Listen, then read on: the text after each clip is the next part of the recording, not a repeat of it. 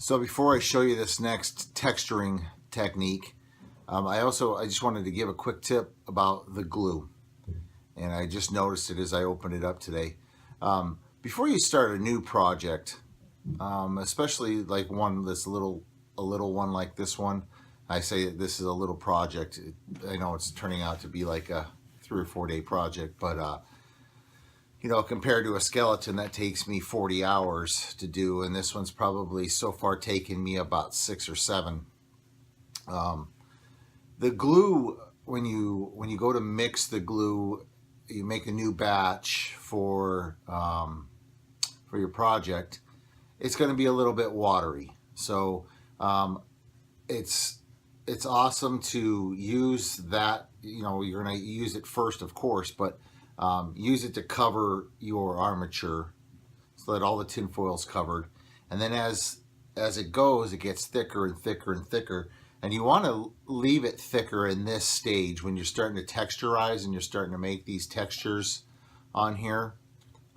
You want them to be thick. You want the glue to be thicker because then it makes a really, really hard layer on these things, the thicker the glue is. So I hope that makes sense. It's just I say that because I rather you not add more water as your glue's getting thicker at this stage, at the texturing stage, because it makes the paper harder. So okay, so what we're going to do now is I'm going to show you this new texture that I do, and I really only have about 2 or 3 different textures that I use a lot in this organic sort of proper project. But what we're going to do is we're going to do this vine right here in a different texture than we did, say this. You can see it's still kind of, that light is hard to, I tried to fix it earlier, but it's just what I have, so we're going to try and do the best we can with it. What I've done, and of course this is, the bigger the project, the bigger the area you're going to do is, you know, bigger pieces of paper. So since we have a little vine here, I've just got some quarter sheets. I've taken some towels and I've just made them into torn them into quarter pieces instead of half pieces. So I tore them in half and then tore them again in half to get these quarter pieces. So I use this texture on things like vines and anything that I want to look like it's twisting or turning. This will probably be just straightforward because there's no back side to it, so I can't twist it around it. I could if I wanted to take a lot of time, but this will look good just the same way. So again, it's just opening it back up after you've got it full of glue. Open up the piece of paper again, and again it's just tearing little holes into it so that you get some texture in it. So I just take it and I just rip little tiny holes in it. Okay, I try to keep the sides intact. I'll rip them here and there just to get a little, but you don't want it to rip in half. You don't want to rip it completely. You just want to tear some holes into it like that. And even though you're going to pull this and you're going to stretch it a little bit, I've noticed that these little holes and things like that give you some extra texture. So we're just going to place this, and I'm probably going to do 2 or 3 on here. And we're just going to kind of place this right on here and go right along with the pattern here.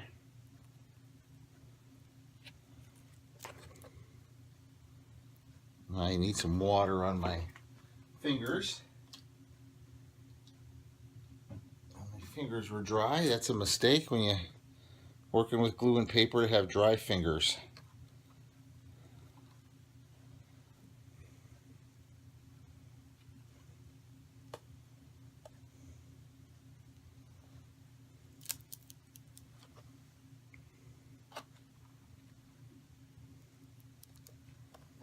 So we get this started here. Just get it to stick down. And again, you don't want to press this down. You just want to kind of lay it on there.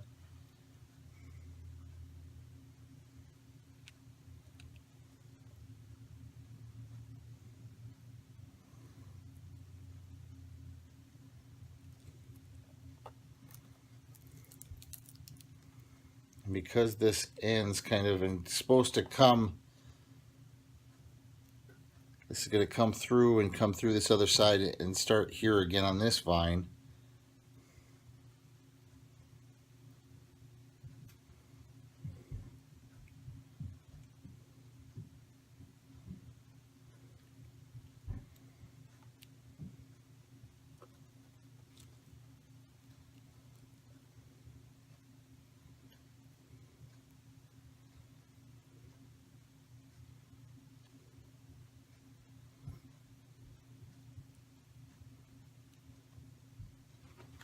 Okay, we'll grab another piece here.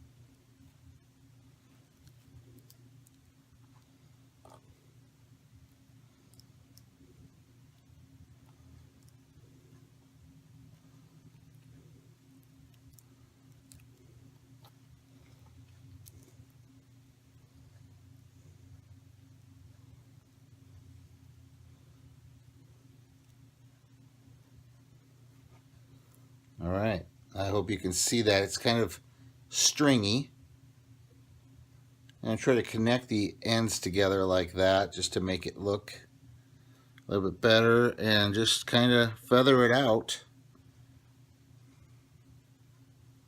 And there you got this kind of a stringy pattern that works great for vines and things like that. So there's that one. It kind of spread out right there, but I think that looks cool. I think that gives it a little bit of character. So we're just going to do the same thing on this other side here, this other vine. And I'll see if I can get this to spin around so the camera's on it. It's going to be a pain right now for me.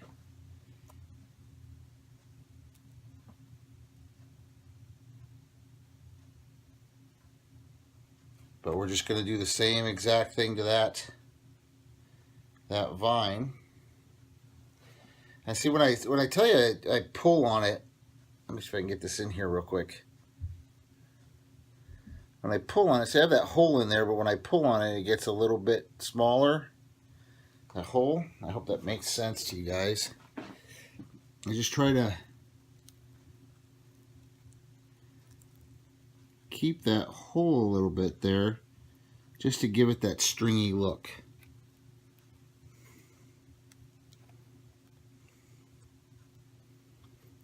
And then just lay it on there. You can see that. Kind of hard to see. Oops, and then I just messed it up with my finger. That's all right. Let me just put it right back. Let me grab another piece here.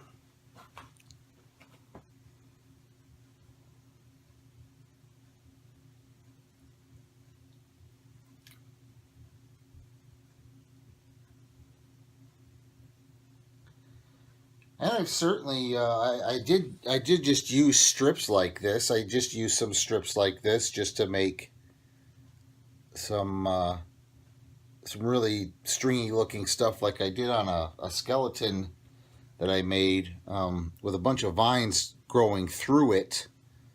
That's all I did, is take strings of paper like that, just lots and lots of strings of paper, and put them right on the armature of the vines itself.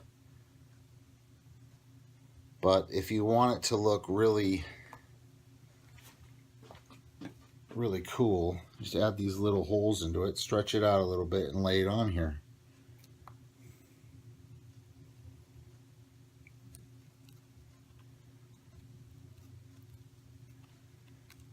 Just kind of feather those ends in a little bit.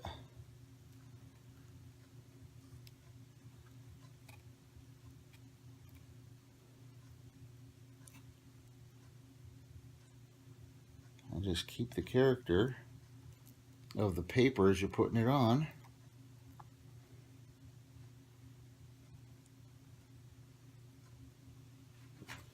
Another piece.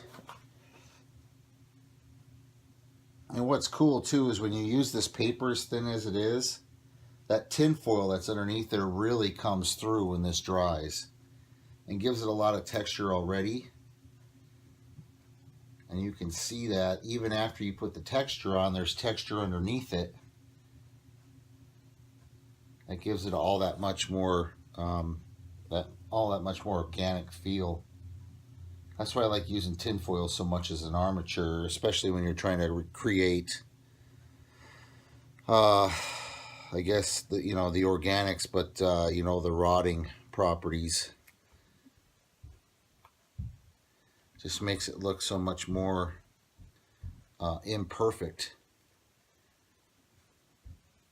I used to, when I was in my younger years of making skeletons, I would just take PVC pipe and put plastic right over the top of it. And, I thought, oh gosh, this is the coolest thing ever. But looking back on those projects now, I laugh and wonder how I could have ever thought that looked cool. But that was back in the day. So I know I got this turned around. Sorry guys, but I gotta try and get this piece on here to make it look. I want it to look here.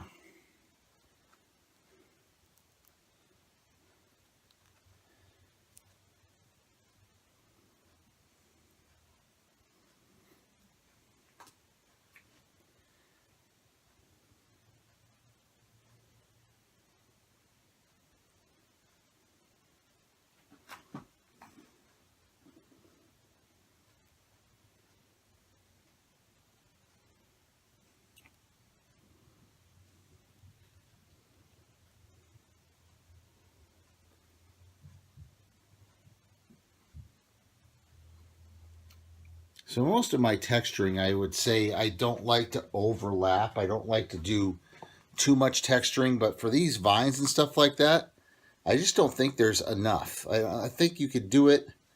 You want to keep the element of the bottom layer somewhere so you can see a little hole. See how I have that little hole right there that's created. And you want to keep stuff like that. See, like I'll probably put another little piece right underneath there. And again, those are just little details that certainly people aren't going to walk up to and go, oh wow, look at that little piece of paper he put on there. But for me, when I look back on the projects that I do and I look at them, I go, I remember putting that little piece of paper on there just so that I have that effect. Like I said, some people may not notice that kind of stuff, but if you're just an artist, if you're just somebody who, I wouldn't say I'm a perfectionist. I would just say that I really enjoy looking back at stuff that I've made in the past and going, gosh, I do remember how much I wanted that to look like that, and how it came out looking like that is how I wanted to do that. So here's, I know I'm rambling, sorry guys, but here's some little imperfections that make things better too, is like that little ribbon that's underneath there that's just coming off there a little bit. And again, that's even underneath here where you can't see it, but when this is hanging up over somebody's head, I see little things like that. And I think that's cool. So there's how I do vines, guys. It's just strips of paper that I have little holes torn into, and I just try to fold it into where it goes. So this comes up and goes up into here like that, just to make a little bit different of a pattern on there. All right. So what I'm going to do now is I'm just going to continue to texture, and I'll film here and there as I go. But after I get this texturing done, it's let it dry, and then it's paint time. So let's get this thing textured, let's let it dry, and let's get some paint on it, and let's put this thing up on YouTube so you all can watch it, because it's probably about 4 or 5 videos long now. So let's check it out. Bye.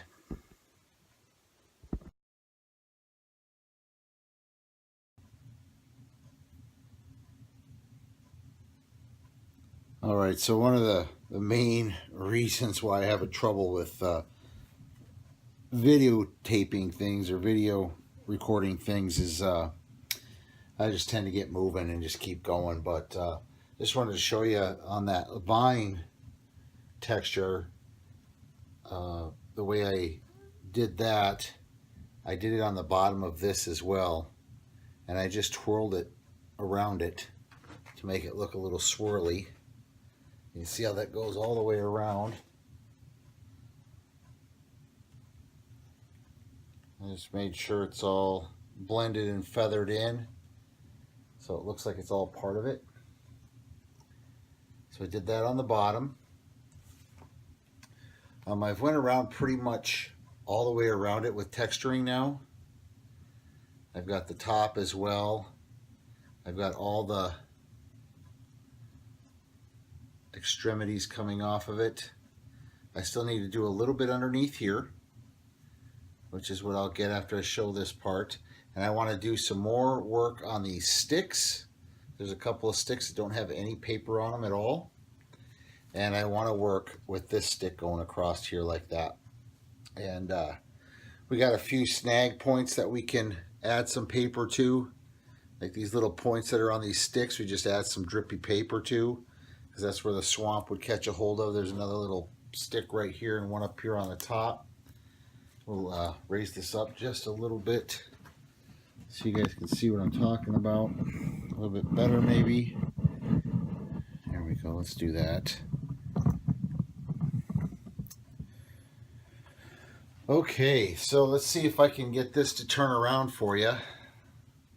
Again, I got to kind of maneuver the rope around a little bit here to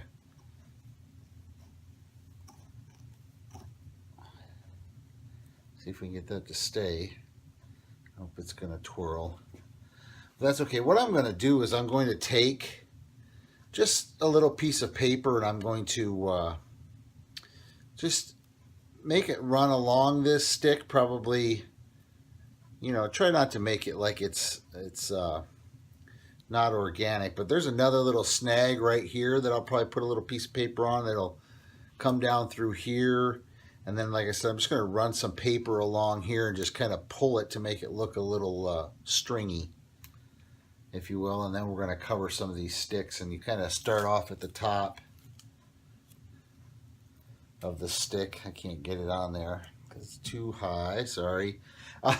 We'll just run some paper down and try and cover these sticks a little bit more, because they're going to be covered with the swampy goodness as well. So let's just start off with a piece of, I just got a half piece of paper here. I'm going to put it in the glue. Guys, always try to remember that it's best to work with wet hands.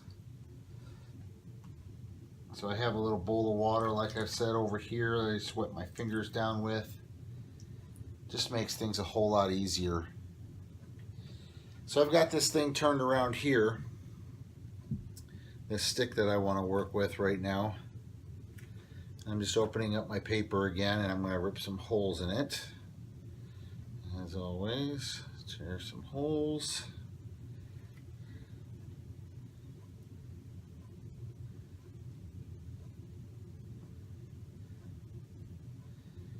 And now what I want to do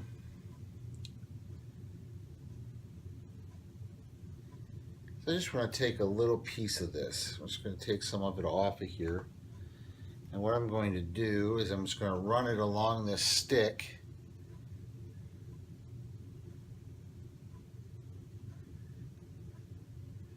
Now the thing to remember here is that you have to paint this. And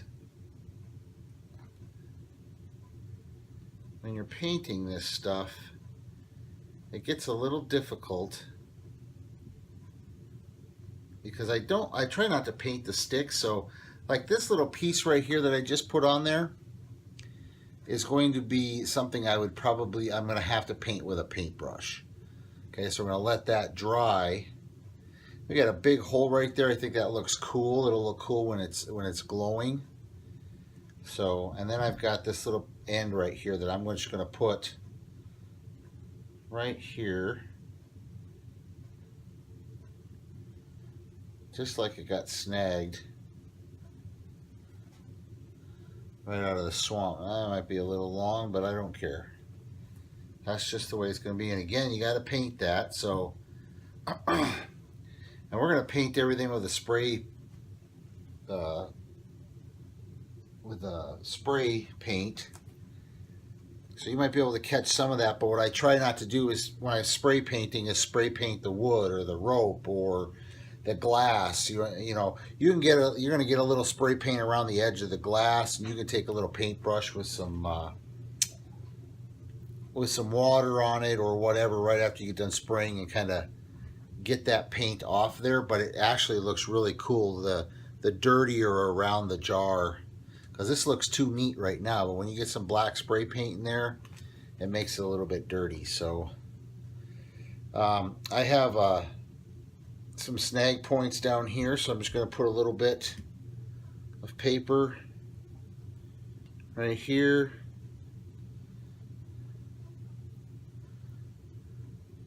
There's a little piece of the end of the rope here. Let's cover that up too, just so that we can.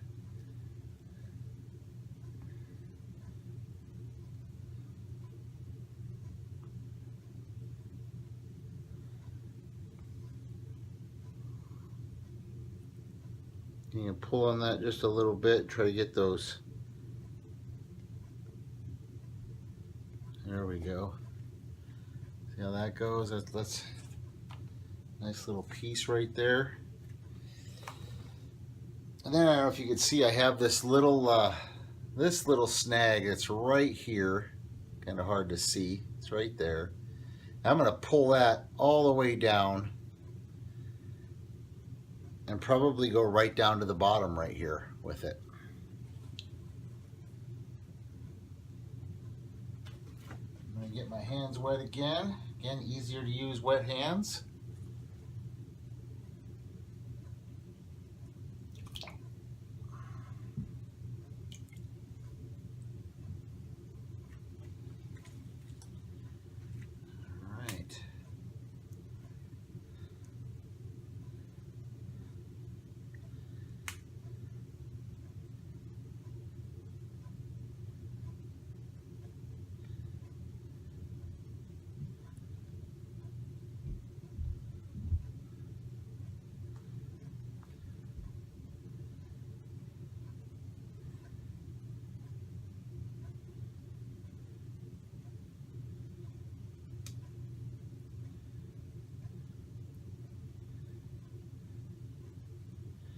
Alright, nice little piece here.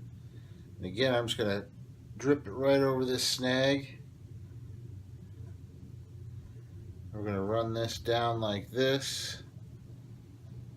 And you want to kind of open it up so that you can see and tear where that rope is, tear around where that rope is right there so you can see that rope through there. Those are all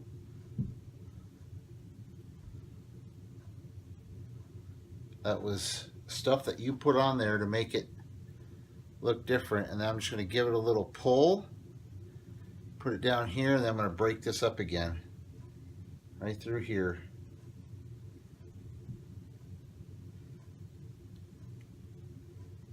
And just try and give it some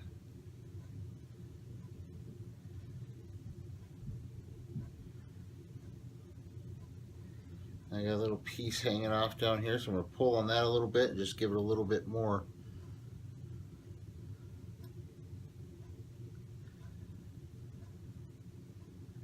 And once all this gets painted and it looks so cool, I got some little things up here that I'm going to do real quick.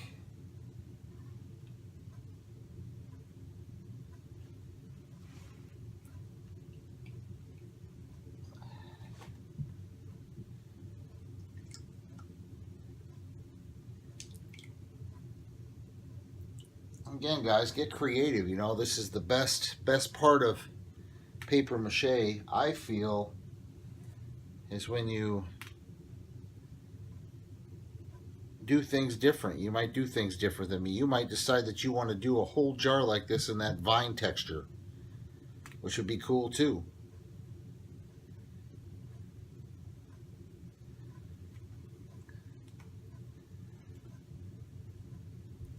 Again, we got this top part up here. We're gonna try and hit those snag spots, you know, the little tiny things that are gonna grasp a hold of some moss as it's being pulled out of the swamp. And again, you kind of don't want to overdo this. You want to have some rope showing and some. So I think just, you know, I'm going to put a little bit more up here on the top.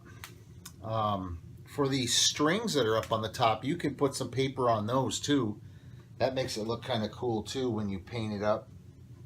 And it actually looks like some of that gooiness got on the ropes.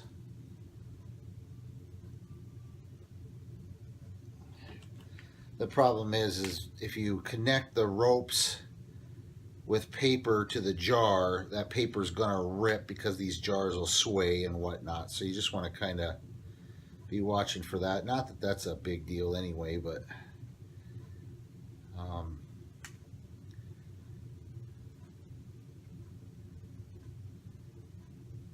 it's not a big deal. Again, we're just going to kind of drape this on there and pull it a little bit.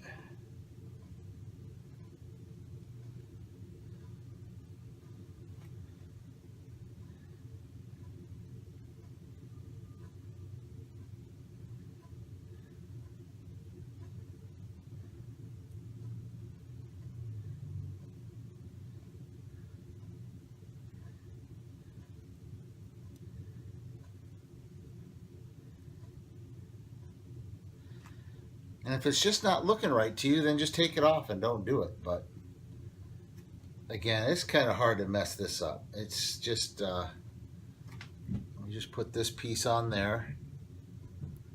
And I like the way that looks. It goes all the way around.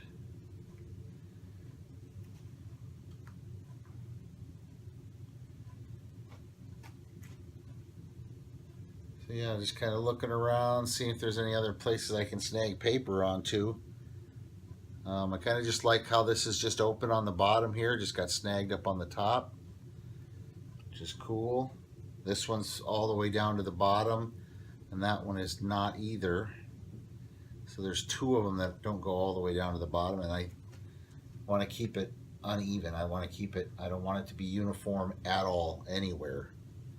I want it to all look like organic chaos. So yeah, there we go. You could do more if you wanted to. We could. Let's just do a little bit more right along here. We're gonna do right in here. We're gonna go across and down with some paper and kind of cover up that. And since that's a bigger area, I'm going to use a full sheet here. And let's just rip it, tear it as we need it to cover that area. Get some glue on it here.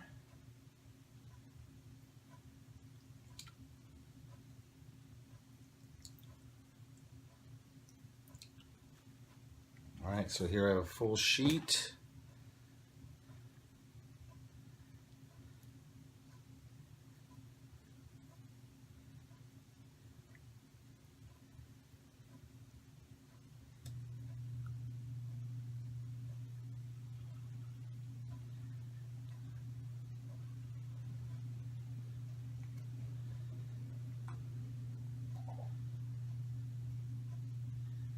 Tearing some holes.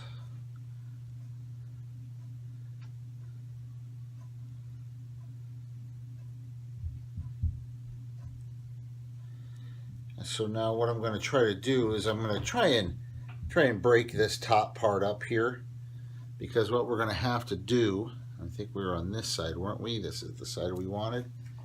We're going to kind of lace this up around the top, try to feather what's already in to what we have. And what I'm going to do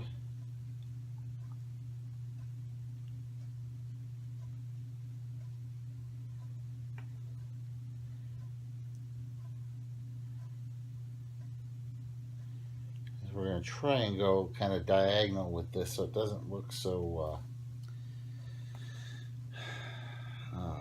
pre-conformed, I guess is the word I'm looking for. That's a word.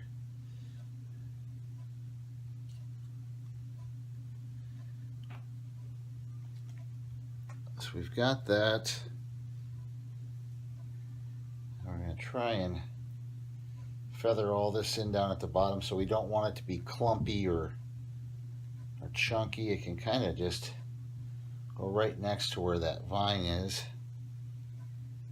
Just kind of feather in the bottom down there.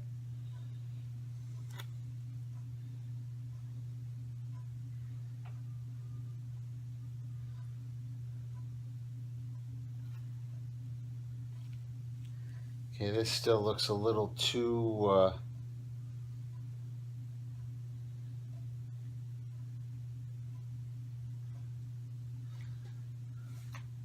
there we go. That's just how it's going to be, just like that.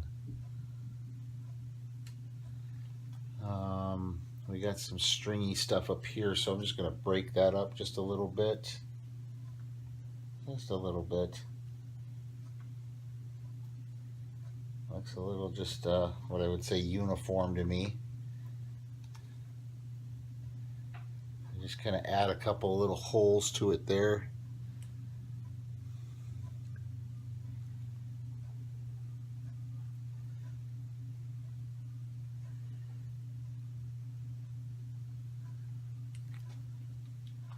And there we go. Again, another piece that you're going to have to probably paint with a paintbrush, because you don't want to spray paint this and have the spray paint go through the holes and hit the glass. That's too hard. So this is going to be a little bit more of a painting job. You just get a smaller paintbrush with, you know, black paint and just paint it the best you can. So, all right, so that is pretty much it for texturing on this one, I think. I think we're going to call it good. Again, I really don't feel like you could add, I feel like you could add too much. So you may not want to go too crazy. I think what I want to do is maybe just add a little bit of gooiness to this rope up here. I'm just going to break this up just a little bit, this paper, a little bit of holes. And then what I'm going to do is I'm going to put this and I'm going to wrap it around this rope. Try and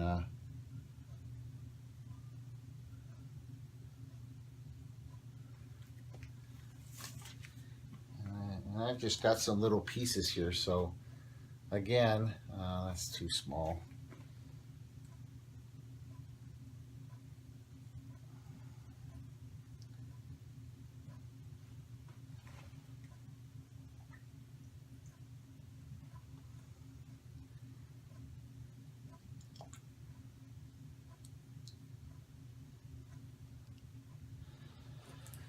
All right, so that's all I'm going to show you on this part. I got a little bit more texturing on the bottom to do, and we're going to let this dry.